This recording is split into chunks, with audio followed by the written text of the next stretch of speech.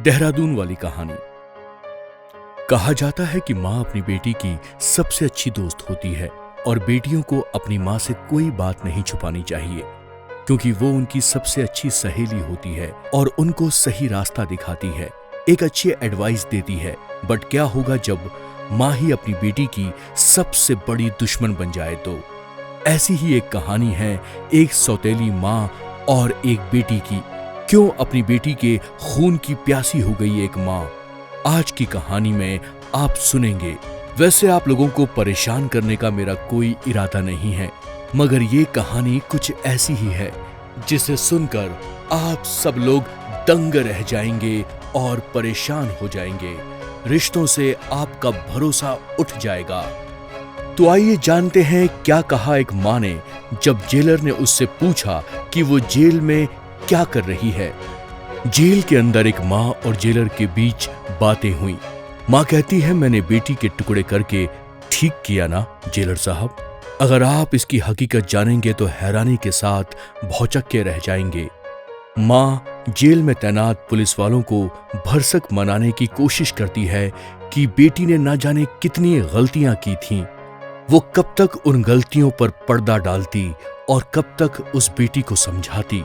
इसलिए उसने खुद यानी कि एक माँ ने अपने ही हाथों अपनी बेटी को मौत के घाट उतार दिया और फिर उसके शव के छोटे छोटे टुकड़े करके कई दिनों तक घर के बाथरूम में छिपाए रखा।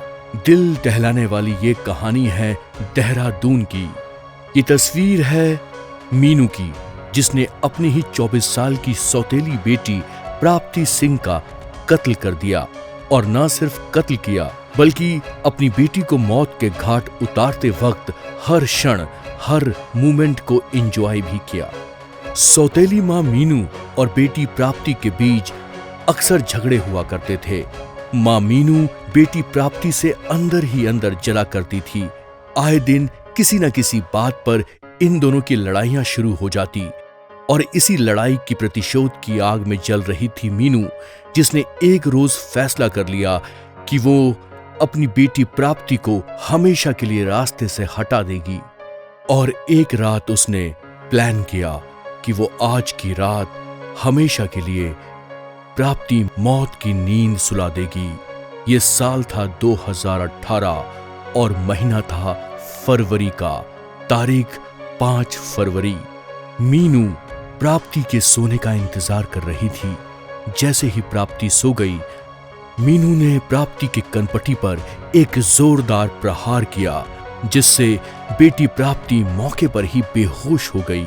प्राप्ति के बेहोश होने के बाद मां मीनू ने खुखरी से उसके गर्दन पर कई वार किए और उसके गर्दन को काटने की कोशिश की और फिर मीनू ने उसकी लाश को बिस्तर से खींचकर बाथरूम में बंद कर दिया।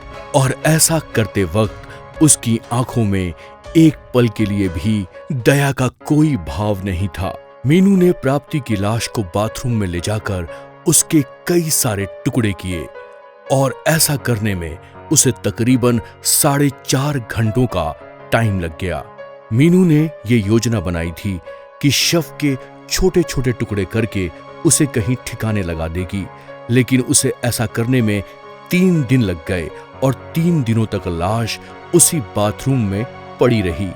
आखिरकार एक माँ ने अपनी ही बेटी की हत्या कर दी थी और ऐसा करने के बाद मीनू के कलेजे को ठंडक मिली थी, लेकिन उसे पुलिस की वर्दी का डर था और मीनू ने इस राज को छुपाने के लिए पुलिस के सामने ढेर सारी कहानियां बनाई और कई सारे झूठ बोले, जिसमें पहला झूठ ये था कि उसकी बेटी प्राप्ति कहीं गुम हो चुकी है और कई दिनों से वो घर वापस नहीं आई है। लेकिन मीनू का ये झूठ उसके ऊपर भारी पड़ गया। जब पुलिस ने उसके मोबाइल की लोकेशन ट्रेस की तो पता चला कि प्राप्ति पिछले 3 दिनों से घर से बाहर ही नहीं निकली थी और इसी बात पर मीनू शक के घेरे में आ गई। पुलिस ने लगातार 3 घंटों तक मीनू से पूछताछ की और इस पूछताछ के बाद मीनू ने अपना जुर्म कबूल कर लिया। पुलिस ने घर के बाथरूम से खून से सनी हुई चादर, ईंट, खुखरी के अलावा खून से सना हुआ तकिया भी बरामद किया। 3 साल तक चली कोर्ट की लंबी कार्रवाई के बाद साल 2021 में कोर्ट ने मीनू को जघन्य अपराध के लिए उसे आजीवन कारावास की सजा सुनाई।